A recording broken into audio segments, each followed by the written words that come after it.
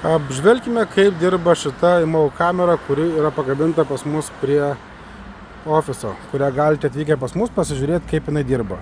Štai turime du vaizdus iš kameros, nes šita kamera turi du objektyvus. Vienas yra fiksuotas, pasukam ten, kur mes norim stebėti, o kita yra kamera pačioje yra valdoma. Valdoma kamera šitoje vietoje yra pas mus apačioje, kaip matom, jinai atpažįsta žmogų, kitas spalva apsivedus, pažįsta ir mašinas. Reiškia, kamera yra pakankamai protinga ir jinai skiria, kas yra pas mus vaizde matoma. Tai yra labai svarbu, jeigu mes norime gauti pranešimus iš kamerų teisingesnius, o ne krūvą melagingų. Tarkime, šiuo atveju mes esam kamerai pasakę, kad tu siūs pranešimus apie žmonės ir apie mašinas. Jungiam šias abi funkcijas.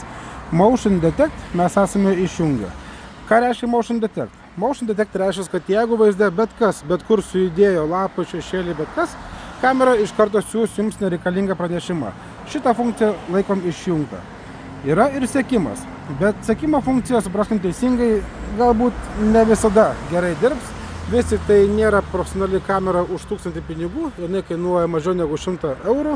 Taip kad sekimas pas vienus gali būti geras, pas kitus gali būti ne visai jisai idealus. O kodėl tai būna? Jeigu jūsų aplinka yra gan vienodos spalvos ir žmogus puikiai aiškiai matosi jūsų teritorijai, kamera sekios. Negali būti žmogus per daug arti prieėjęs kameros, kad nebūtų jai labai didžiulis vaizdas prieš akis, nespės tiesiog sekti. Turi būti šiek tiek didesnė distancija.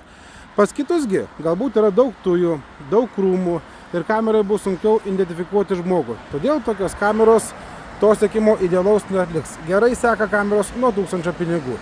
Be to, kas yra svarbu, kad šita kamera turi atskirus valdymus, tiek fiksuotai kamerai, tiek valdomai atskirai. Taip, kad susireguliuoti kamerą gali pagal savo poreikius ir gali matyti tiek aišku vaizdą pas save, tiek ir platų vaizdą, nes, tarkime, šita kamera stebi nuo to šiukšliadėžės iki mūsų mašinos priekio, o sekančią kamerą pasukame taip, tuo mes ją pavaldysime,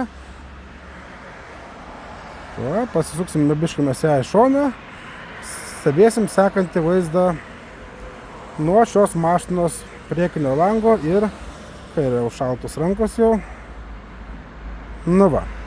Dabar turime platų vaizdą per abi kameras. Matom žmogeliuką, matom mašinas, kamera protinga ir pakankamai nebrangi. Taip kad jeigu ieškote protingos ir praktiškos dovanos galbūt savo ar giminaičių ar draugui, tai yra nei prageriama, nei pravalgoma ir tarnaus ilgai. Tikrai geras pasirinkimas tiek savo, tiek dovanoms.